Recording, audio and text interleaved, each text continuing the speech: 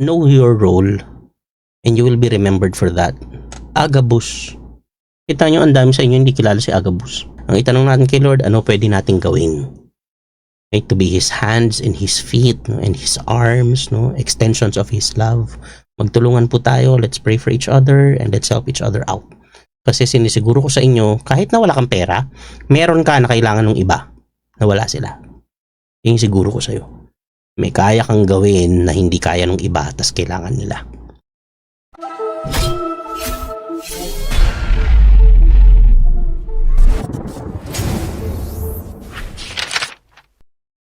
Acts chapter 11. Dahil sa persecution na nagsimulang mangyari nung patayin si Stephen. So ito ang dahilan na yung persecution. Dahil. So ibig sabihin ito yung dahilan. Okay? Ano yung naging bunga? May mga disciples na nagpunta sa malalayong lugar at nakaabot sila sa Phoenicia, Cyprus at Antioch. Inipreach nila ang mensahe tungkol kay Jesus pero sa mga Jews lang. May ilan namang mga disciples na galing Cyprus at Cyrene na pumunta sa Antioch at nagpreach din sa mga Gentiles na magandang balita tungkol sa Panginoong Jesus. Ano yung catalyst nito? Ano yung nag-trigger nito? Yung pagkamatay ni Stephen. Isipin nyo, pinipigil nilang lumaki yung Christianity. Okay? Pinipigil nilang lumaki yung Christianity, pumatay silang isa. Pagpatay nila ng isa, lalong dumami. Isipin nyo yun. No? So, natutuwa ako dun sa saying na at sorry, hindi ko na-research kung sino yung original na nagsabi. Na na inilibing nila kami, hindi nila alam buto kami. So ibig sabihin buto, binhi, hindi nila alam binhi kami. Akala nila mamamatay kami nung nilibing nila kami. Hindi nila alam dadami kami. Kasi binhi nga kami, no? So they tried to bury us not knowing that we are seeds. So ayun, 'di ba sabi ni Lord, unless the seed drops to the ground and dies, it will not bear fruit, no? So ito grabe, yun yung naging catalyst, no? So dahil sa persecution, yan ang dahilan. Dahil sa persecution. So dahil sa persecution, nagsimulang mangyari nung patayin si Stephen. So sa mga nagtatanong, kung talaga may Diyos, bakit pinabayaan si Stephen? Kung talaga may Diyos, bakit ayan, tinan yung resulta. Okay? Kaya pagpunta mo kay Paul, sasabihin lang ni Paul, kung talaga may Diyos, bakit may mga mabubuting tao namamatay ng ganitong klase ng kamatayan? Bakit may mga martyrs? Bakit may mga naapay? Sasabihin lang ni Paul, even death is not able to separate us from the love of Christ. Yun lang, tapos na ang usapan kasi naiintindihan niya na hindi sa kamatayan natatapos. Grabe. So ito, may ilan naman ito, so umabot sila doon, ang layo ng narating nila. Ibig sabihin, kung hindi dahil doon, hindi sila nakarating. Kung walang persecution na nangyari, kung hindi nangyari yung kay Stephen, hindi sila sasabog, hindi sila mag-aalisan, hindi sasabog yung message, no? Hindi magiging comfortable na sila doon sa kanilang safe zone, tapos doon na lang, nandun na lang. Okay, so ayan, so may ilan naman. Okay, tapos sa verse 21, nasa kanila ang kapangyarihan ng Panginoon at maraming tao ang naniwala at sumunod sa Panginoon. So it doesn't guarantee na nasa iyo yung kapangyarihan ng Panginoon na hindi ka mapapersecute o hindi ka tatablan. Okay, kasi si Stephen nasa kanya yung Panginoon.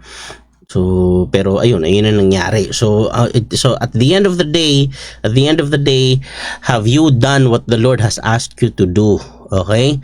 Ang hinihintay natin, pinapangarap natin lahat pagharap natin kay Lord, sasabihin ni Lord, well done my good and faithful servant. Share the joy of your master. Beautiful. Nabalitaan ito ng church sa Jerusalem. Pag sinabi pong church, community of believers. Hindi po ito building. Okay? So, nabalitaan ito ng church, hindi po ito cathedral. No?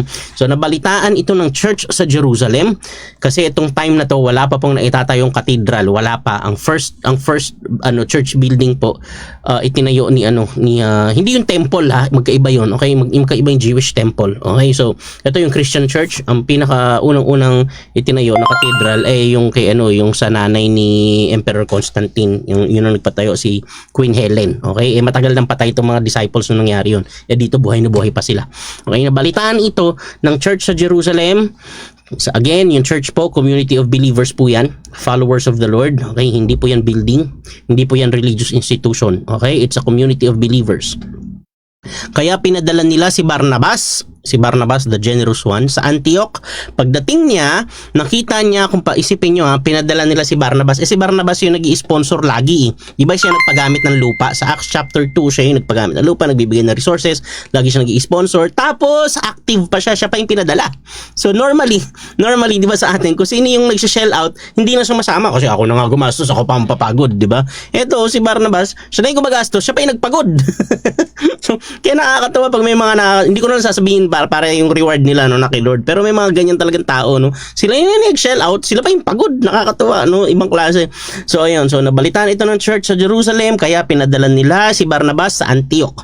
Tapos pagdating niya, nakita niya kung paano blines ng Diyos ang mga tao doon at natuwa siya. Kaya in-encourage niya sila na maging tapat sa Panginoon ng buong puso. Mabuting tao si Barnabas. Ang ganda ng description sa kanya, no? So, ito rin yung nagpadrino kay Paul para para tanggapin siya ng mga disciples Tapos ito na. Okay, so maging tapat sa Panginoon ng buong puso. Mabuting tao si Barnabas, puno siya ng Holy Spirit at malakas ang faith niya. At marami pang tao ang naniwala sa Panginoon. Mabuting tao, puno ng Holy Spirit, malakas ang faith. Ganda ng description, grabe. Barnabas. Okay. Verse 34, walang naghihirap kahit isa sa kanila. Yung mga bahay at lupa, binibenta nila ang mga yun at binibigay ang pinagbentahan sa mga apostles. At dinidistribute ang pera depende sa kailangan ng bawat isa. Isa si Joseph sa gumawa nito. Isa siyang Levite na pinanganak sa Cyprus. Tinatawag siya ng mga apostles na Barnabas. Ibig sabihin, pinapalakas niya ang loob ng iba. Nagbenta siya ng lupa at pinagkatiwala niya sa mga apostles ang pera. Walang intro diretso yung salita. Okay, verse 4 sa chapter 4 yan, sa chapter 4. Tapos dun sa sa chapter 9 nung si Paul, chapter 4, tapos chapter 9 nung naging disciple si Paul. Tapos ito, so sa verse 26 ng chapter 9, pagdating ni Saul sa Jerusalem, sinubukan niyang sumama sa mga disciples, kaso takot silang lahat sa kanya kasi hindi sila naniniwala na disciple na siya. Pero tinulungan siya ni Barnabas at dinala siya sa mga apostles. Grabe itong contribution ni Barnabas sa ministry. Pagdating dito, nabalitaan, verse 22 ng chapter 11, nabalitaan ito ng church sa Jerusalem, kaya pinadala nila si Barnabas. Grabe, nakakatawa. Description kay Barnabas, mabuting tao si Barnabas, puno siya ng Holy Spirit at malakas ang faith niya at marami pang tao ang naniwala sa Panginoon. Grabe Barnabas, sakalam, no? Be like Barnabas, no? Hindi ito yung superficial na mabuting tao. Mabuting tao, hindi lang sa mata ng Diyos, sa mata ng tao, mabuting tao po si Barnabas. Okay? So, hindi ito yung pinupush ng marami ngayon na hindi mo na kailangan maging mabuti. Hindi mo na kailangan gumawa ng mabuti. Hindi ang kailangan sa kaligtasan. Siyempre, hindi ka kayang iligtas ng sarili mong ng mabuti mong gawa. Totoo po 'yun kasi sa totoo wala naman talaga mabuting tao, ang mabuti si Lord. Okay? Pero, sabi ni Lord, huwag ka magiging katitisuran kasi pag naging katitisuran ka, mas mabuti pa sa'yo talian ng gilingang bato sa leeg, itapon sa dagat. So, isipin yun. So, eto si Barnabas, kasi pag hindi ka naging mabuti, dalawa lang yun. Magiging mabuti kang example o kaya magiging katitisuran ka. Okay? Ayan, siya rin yung nagsabi kay Paul na tanggapin si Marcus. Ang lakas ng influence niya, kasi si Paul na yan kay Marcus na kasi bata pa nga si Marcus. Si Mark po yan. Si Mark yung author ng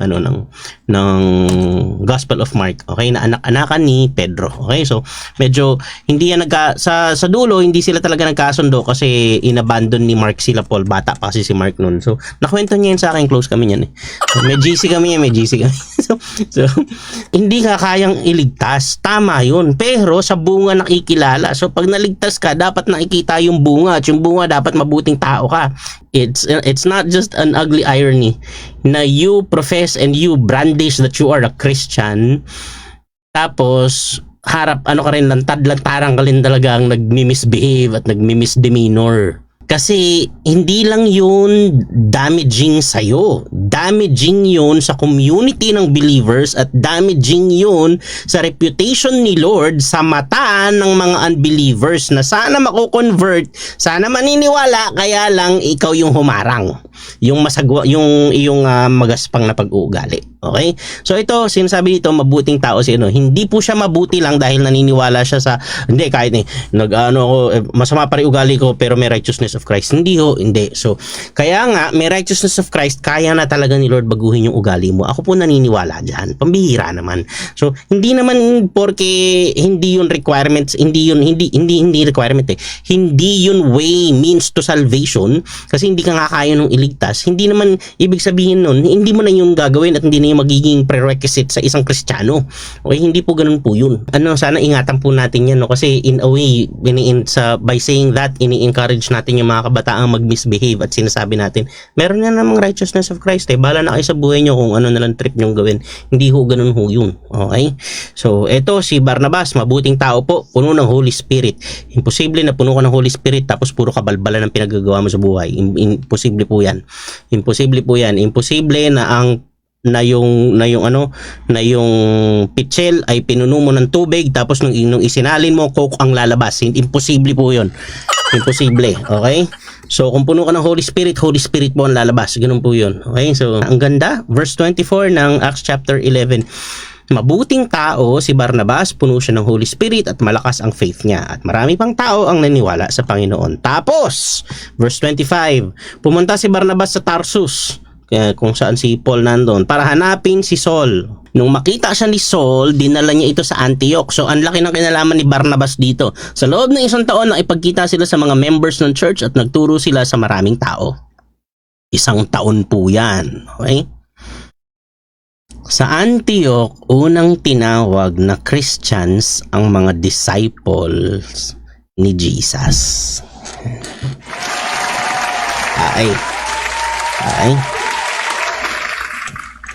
Bakit sila tinawag na Christian? Kasi nare-recognize na ng tao na merong sense of order.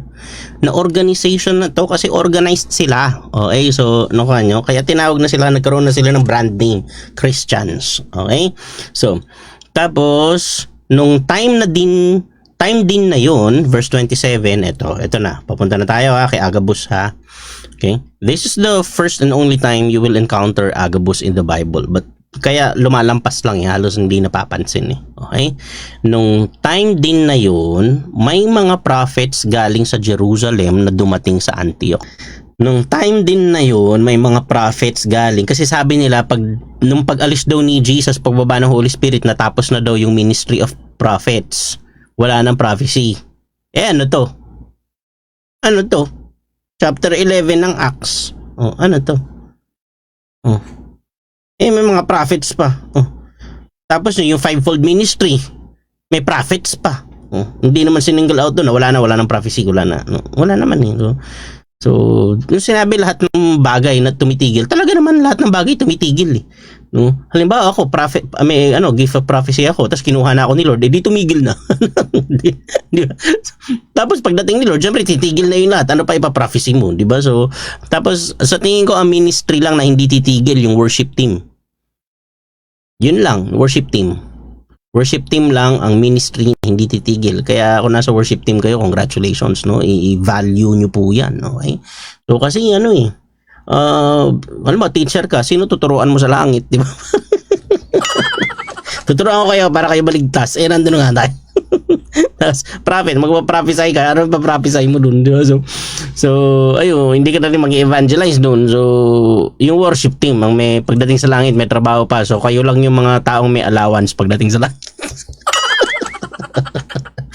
kaya huwag kayo mainggit sa mga yung mga pastor, huwag kayo mainggit. Ano ba, kahit na pa senior pastor, pagka senior pastor ka, pagdating mo sa langit, kanino ka magsi-senior pastor dun? Nandun si Jesus, paano ka tatawagin senior dun? Pero worship team, pwede pa rin, worship team pa rin. So, ayan so yung mga worship team, pag-igihin ninyo para pagdating sa langit, may schedule kayo, no? Hindi kayo nagpa-practice pagdating sa langit, hindi kayo ma-schedule. Sasabihin, ito po worship team, hindi, wag yan, laging late yan sa practice. Buti nga naligtas yan. So, yun. Okay? So, tapos, nasa na tayo?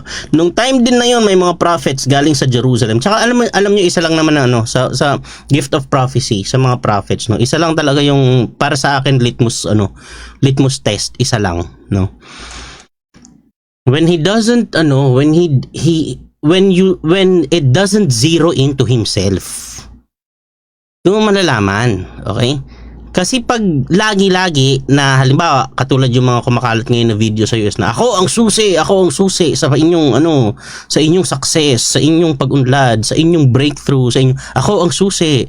Kailangan i-pamper nyo ako. Sa madaling salita, ganun. Kailangan i-pamper nyo ako, treat me special para ganyan. So sa tingin ko yun sablay yun sa akin, no. Unless specifically sinabi ni Lord katulad nun yung kay Elisha na sabi ni Elisha, sige pakainin mo muna ako. Pero pagkatapos niya kumain, hindi siya umalis. Siniguro niya na hindi mamamatay yung nagpakain sa kanya. Siniguro niya na ma-secure yung babae. Anong meron ka diyan? I-coach kita ko anong gagawin. Ganito gawin mo, kumuha ka ng mga bote, lagyan mo ng langis. Hindi yung kukunin nyo lahat ng offering tas aalis na kayo tas sasabihin nyo lang hintayin nila yung season nila tapos pag lalo naghirap sila pa sisisihin nyo hindi ko kasi naniwala kaya yun. Diba? So ganun. So pag yung mga talaga si Jeremiah, tingnan nyo yung prophecy ni Jeremiah, di ba? Lalo lang tuloy siya na hirapan di ba? So kasi yung prophecy niya puro judgment yung prophecy niya So yan, so so pag ganoon nag-prophesy ng blessing, okay naman. Pero kung kailangan may kondisyon, kailangan magbibigay ka pa sa kanya muna bago mangyari. Sandali lang, parang si Lord ba talaga yan? Parang ganoon yun, kailangan magpipirma sa clearance, di ba? Parang kasi I'm all in for generosity, pero kung magsi-zero in lang sa isang tao, hindi sa akin nyo lang ibigay. Pag doon nyo binigay yan sa mga naghihirap yung kapitbahay, pag doon nyo sa mga nagugutom binigay yan, hindi yan gagana kasi hindi naman sila ang susi. Ako ang susi ng tagumpay. Pengin pitcha pie. Hindi ganun. Okay? Nung time din na yun, may mga prophets galing sa Jerusalem. Okay, so may prophets pa po Okay? May prophets galing sa Jerusalem na dumating sa Antioch. Isa sa kanila, so galing sa Jerusalem to. Okay, malamang na-encounter to si Jesus. Malamang nga, isa to sa 72 Okay? Isa sa kanila si Agabus. Tumayo siya at sa kapangyarihan ng Espiritu. Ito pakinggan nyo maigi Sinabi niya na magkakaroon ng matinding financial breakthrough sa lahat ng maniniwala. Pakinggan niyo maigi. Ay nakasulat Sinabi niya na magkakaroon ng matinding taggutom sa buong mundo. Puno ng Holy Spirit tumayo siya at sa kapangyarihan ng Espiritu, capital E, Espiritu, sinabi niya na magkakaroon ng matinding taggutom sa buong mundo. And if this happened in the modern times, kung ngayon ito ang sasabihin ng community at ng mga kapwa niya mga teachers ang sasabihin, I rebuke you in Jesus name, hindi yan mangyayari. Why are you professing such thing? Bakit ka nagko-confess ng negative? Walang room ang negative confession sa mga lingkod ng Diyos. How could you? How dare you? Why? How come? Bakit ka ganyan?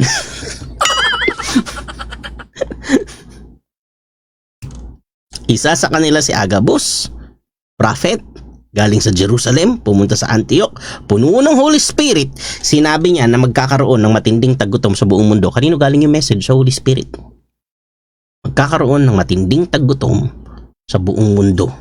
Dapat kung anong pinapasabi ni Lord, yun ang sasabihin. Hindi yung kung ano lang yung gusto ko sabihin, yun ang mangyayari. Di ikaw na si Lord. Di ba, palit na kayo, di siya ang magpe-pray sa'yo, imbis na tayo magpe-pray sa kanya, imbis na tayo magtatanong, Lord, ano po gusto niyong gawin ko?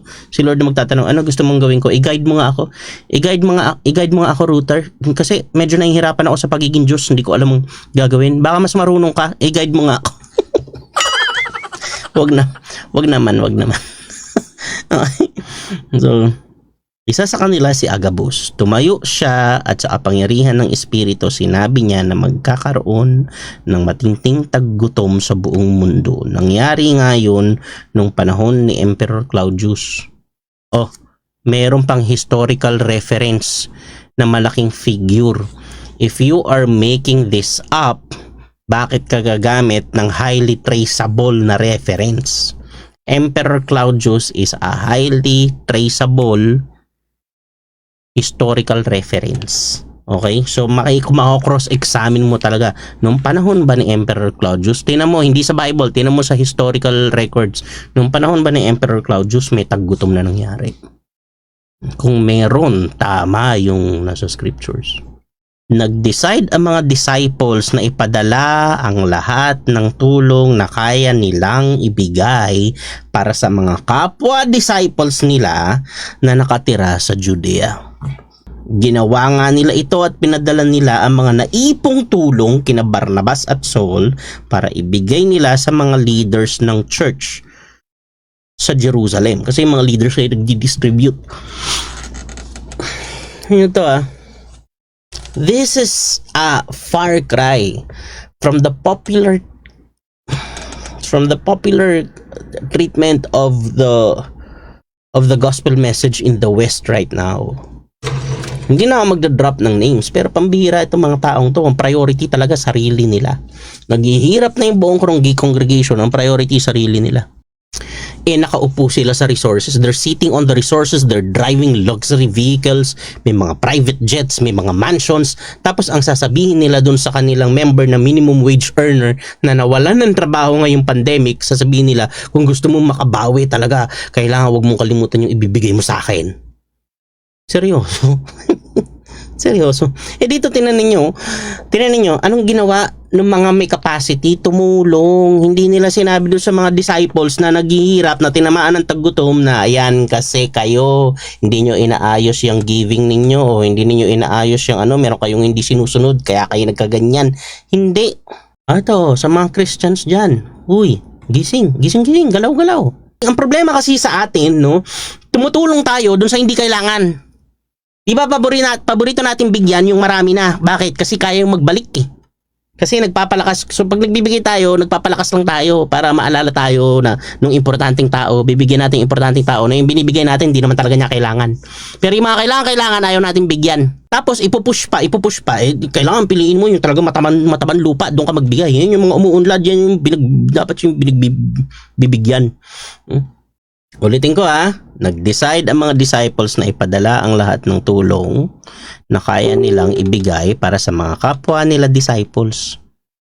So yung mga disciples po, kinakapos din yan kahit tunay na disciple. Ayan tunay na disciple yan, tinulungan nila So yung tumulong kapwa rin disciple, walang halong paninisito, walang halong panunumbat, walang halong pag-judge na kaya kayo kasi hindi siguro kayo nasunod sa Hindi, ginawa nga nila ito. Ang kausap ko dito yung mga nagbibigay hindi yung binibigyan. Ibig ko sabihin, wag naman tayo maging dependent. Okay na. Yung iba kasi sa family, pag may isang naging, alam nyo, sakit ng mga Pinoy, kaya ang tagal nating umunlad. Pag may isang nag-abroad, halimbawa, family of 5. Pag may isang nag-abroad, yung 4 hihinto. Hihinto sa trabaho. Hindi ko na maintindihan. Okay, pag may isang naging successful, halimbawa, naging celebrity o naging successful sa business, yung 4 hihinto. Imbis na tumulong, hihinto. O kaya naman, hindi naman sila hihinto, kaya lang yung gagawin nila, napakalayo naman doon sa imbis na suportahan nila yung, lumalaki na, para lumaki silang sama-sama, maghahanap na sila sarili nilang trip sa buhay, So, wala. Isipin niyo kung yung mga anak ni SM, iba-iba ng ginawa, o hindi tumulong sa SM, hindi lumaki ng ganun yun. Sabi, parang isa yung mag-only rice sa Mang Inasal, pero yung 4 regular order lang. Tapos i-distribute pag hindi nakatingin. Wala, malakas talaga mag-rise yung mga Pinoy. Kaya nga meron, paborito natin kanta, Rise Up. So, ayun. So, ito po ang lesson natin tonight. Okay? And I think this is very, very timely. Lalo ngayon, Tumulong po tayo hanggat kaya, Tsaka wag nating isipin na pinabayaan tayo ng Diyos na nagkaaroon ng ganito. Hindi ho. Nasaan si Lord nung ina-announce yung ganitong pangyayari? Ayan, nagwa-warning. Ayan si Lord yan yung nag-warning. Magkakaroon ng matinding taggutom sa buong mundo. Sino yung nagsalita? Si Agabus. Ano si Agabus? Prophet, puno ng Holy Spirit. So, nasan si Lord? Nandun sa announcement. Nandun sa warning. So ngayon, sa tingin nyo, hanapin nyo, nasa si Lord sa sitwasyon, nandun sa warning, sinasabi ni Lord, mag-ingat ka, sinasabi ni Lord, magtipid, sinasabi ni Lord, hindi ko maintindihan yung iba, magpa-pandemic na tapos ang priority, yung mga gadgets, yung mga, mga makeup, sandali lang, huy, mga gym membership, sandali, huy, kalma lang. Yeah, basic needs muna, basic needs, okay? Basic needs, burger, milk tea, ganun. Okay. So, ayun. Pag kailangan nyo po ng tutulungan, andito lang kami. Amen. So, ayun. Tumulong po tayo. Never underestimate the power of small roles like this. No? Tingnan nyo, basta know your role and you will be remembered for that. Agabus. Kita nyo, ang dami sa inyo hindi kilala si Agabus. Kami nga, hindi pa kami nga gaanong close nun. Pero tingnan nyo si Agabus, grabe yung role niya. Si Barnabas, grabe yung role nila. Meron na ba kayo nakitang Feast of Agabus? No? Meron na bang pista in honor of Agabus? Wala naman. Pero grabe si Agabus. So, ayun. Okay, so pag merong ganyan, huwag tayo magsisihan. Huwag nating lalo't higit sa lahat, huwag natin sisihin si Lord. Ang itanong natin kay Lord, ano pwede nating gawin? Okay, to be His hands and His feet, no? And His arms, no? Extensions of His love. Magtulungan po tayo, let's pray for each other and let's help each other out. Kasi sinisiguro ko sa inyo, kahit na wala kang pera, meron ka na kailangan ng iba na wala sila. Yung siguro ko sa iyo. May kaya kang gawin na hindi kaya ng iba tas kailangan nila.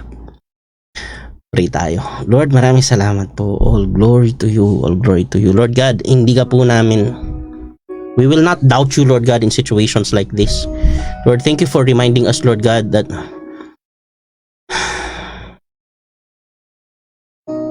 when informations like this, when grim informations like this, Lord God, announcements of pandemics, announcements of challenging announcements, Lord God, announcements of challenging times, Lord. Thank you for reminding us, Lord, na you did not leave us because you never will, Lord. You are right in the middle of that information. Sa'yo galing yung paalala, sa'yo galing yung warning, sa'yo galing yung gabay.